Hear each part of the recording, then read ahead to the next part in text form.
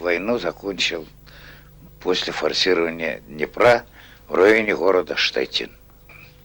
Ну, война есть война. Днепр дважды пришлось форсировать. Раз прошли,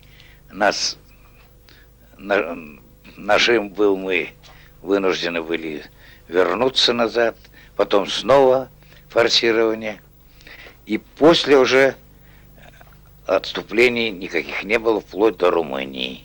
Сильные бои отметить надо были в районе Корсунь-Шевченковской, так называемая операция крупная. Вот. Форсирование Буга, Днестра. Вот. Нелегким было форсирование и других рек. Вот. Нелегким. А потерь было немало.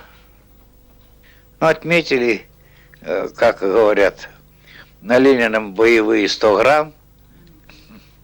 Вот. Ну,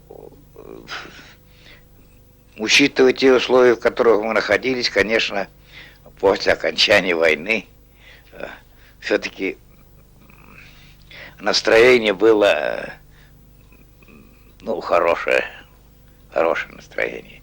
У всех. В связи с тем, что остались живые. Вот.